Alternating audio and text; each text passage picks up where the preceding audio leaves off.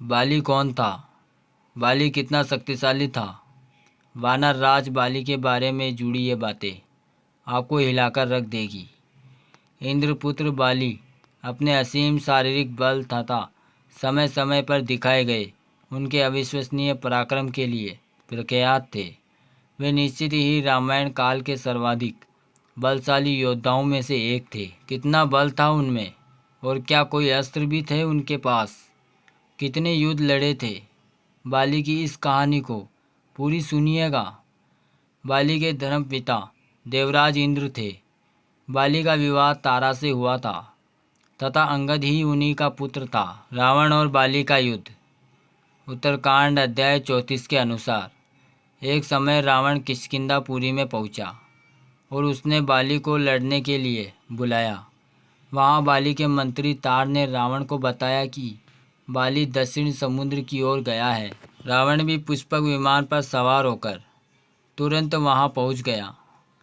बाली ने रावण को देख लिया और रावण के वहां आने का मकसद भी जान गए।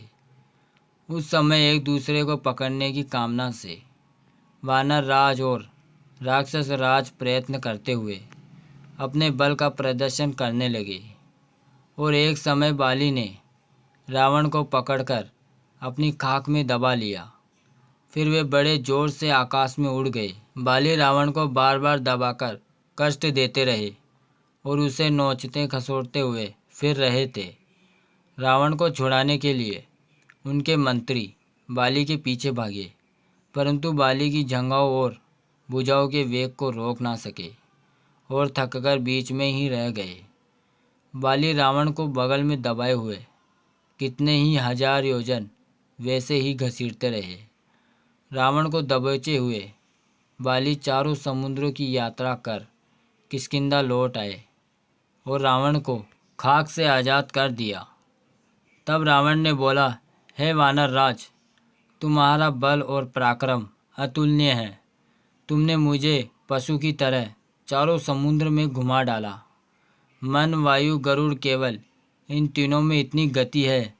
तब रावण ने बाली की ओर मित्रता का हाथ बढ़ाया था। एक बार मायावी दानव किष्किंधा नगर में आकर बाली को युद्ध के लिए ललकारने लगा। क्रोध में आकर बाली बड़ी तेजी से उसे मारने के लिए घर से निकला। सुग्रीव भी उसके साथ हो लिए।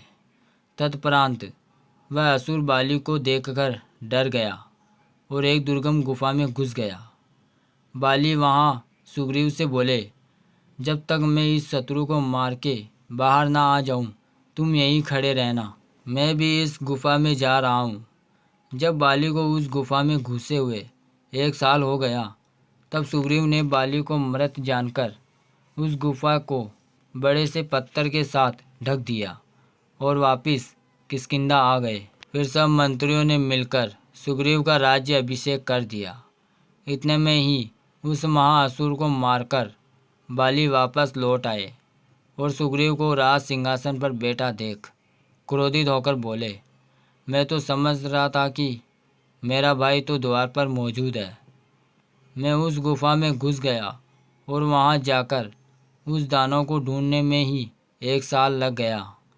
जब वह भयावह शत्रु मुझे दिख पड़ा तो मैंने सपरिवार उसको मार डाला। जब मैं उसको मारकर वापस आया तो देखता हूँ कि गुफा का द्वार बंद है। मैंने सुग्रीव सुग्रीव कहकर पुकारा। जब किसी ने उत्तर नहीं दिया तो मुझे दुख हुआ। मैंने लातों से ही उस पत्थर को तोड़ डाला और मैं यहाँ तक पहुँचा। इस क्रूर सुग्रीव ने राज्य पाने के लोभ में मुझे गुफा में बंद कर दिया।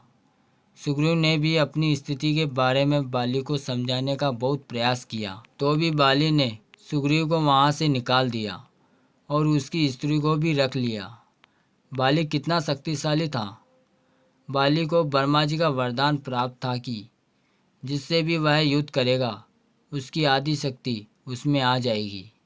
श्री राम उस समय मनुष्य रूप में थे और वो भी इस वरदान से बच नहीं सकते थे। ऐसे में बाली का वध असंभव हो जाता, जो कि आवश्यक था। राम सुग्रीव को वचन दे चुके थे। वाल्मीकि रामायण में किष्किंधा कांड सर्ग 10 में सुग्रीव बाली के बल तथा पराक्रम को बताते हुए कहते हैं कि बाली सूर्य उदय होने से पूर्व पश्चिम तट से पूर्व समुद्र तक और दक्षिण समुद्र से उत्तर समुद्र के किनारे तक घूम आता है, किंतु इतनी दूर चलकर भी वह थकता नहीं है। महापराक्रमी बाली पर्वतों में चढ़कर उनके बड़े बड़े शिखरों को हाथ से गेंद सा बनाकर उछालकर फेंक देता है। वनों के बड़े बड़े वृक्षों को उखाड़ के फेंक देता है। इन सब बातों से हमें ये ज्ञान हो जाता है कि बाली की भुजाओं में कितना बल था और बल उसका अहंकार था। राम भी बाली के सामने नहीं आए। आगे बाली के बारे में बताते हुए सुग्रीव कहते हैं कि पिताजी के देहांत के बाद बाली को ज्येष्ठ समझकर मंत्रियों ने उसे राज सिंहासन पर बैठाया। एक भ्रम के कारण बाली के मन में सुग्रीव के प्रति नफरत हो गई थी। इसी के चलते बाली ने अपने भाई सुग्रीव की पत्नी को हड़पकर उसको बलपूर्वक अपने राज्य से बाहर निकाल दिया था। हनुमान जी ने सुग्रीव को प्रभु श्री राम से मिलाया। सुग्रीव ने अपनी पीड़ा बताई और यह भी बताया कि बाली किस तरह दूसरों की शक्ति को अपने भीतर खींच लेता है। फिर प्रभु श्री राम ने बाली को छुपकर तब तीर से वार कर दिया जबकि बाली और सुग्रीव में मल्लयुद्ध चल रहा था। तब श्री राम ने बाण चला दिया जो सीधा बाली के छाती में लगा और वह वहीं गिर पड़ा। गिरने के पश्चात भी बाली के शरीर की शोभा, प्राण, तेज और पराक्रम नष्ट न हुआ, क्योंकि इंद्र द्वारा दी गई माला ने बाली के प्राणों को, तेज को और शोभा को रोक रखा था। उस स्वर्ण की माला ने उस समय तक उसके प्राणों को निकालने नहीं दिया था। यह वो प्रश्न है जो बाली ने पूछा था, हे राम, आप तो मर्यादा पुरुषोत्तम हो, आपकी नीति की दुनिया दुहाई देती है। मैंने तुम्हारे नगर का कुछ नहीं बिगाड़ा, फिर आपने मेरे साथ छल क्यों किया? अगर दम था तो सामने आकर मुझसे युद्ध करते, लेकिन तुमने घात लगाकर छुपकर मुझ पे वार किया है, जैसे शिकारी पक्षी का शिकार करता है। अब श्री राम का जवाब यह था, हे वानर राज, तुमने अपने जीवन काल में अपने बल के मंद में अंधे होकर कभी धर्म और न्याय का विचार नहीं किया। तुम एक तानाशाही रहे हो। अपने छोटे भाई को बिना किसी अपराध के राज्य से भगा दिया और उसकी पत्नी को अपने अधीन रखा, और जो नीच व्यक्ति अपनी बहन, छोटे भाई की पत्नी, उनके प्रति मन में पाप रखता है, ऐसे व्यक्ति का वध करना उचित है और उससे कोई पाप नहीं लगता। तुमने व्याध की भांति ही कर्म किए हैं और उसी अनुसार तुम्हारी गति हुई है, और आज मृत्यु को सम्मुख देखकर तुम्हें नीति, ज्ञान और धर्म सूझ रहा है। प्रभु श्री राम ने कोई अपराध नहीं किया था, लेकिन फिर भी बाली के मन में यह दक्ष था कि उन्होंने मुझे छुपकर मारा। तब प्रभु श्री राम ने उसे वचन दिया कि तेरी ये पीड़ा दूर की जाएगी। जब प्रभु श्री राम ने कृष्ण अवतार लिया, तब इसी बाली ने जरा नामक बहेलिया के रूप में नया जन्म लेकर प्रभाव क्षेत्र में विषयुक्त तीर से श्री कृष्ण को हिरण समझकर तब मारा, जब वे एक पेड़ के नीचे योग निद्रा में विश्राम कर रहे थे।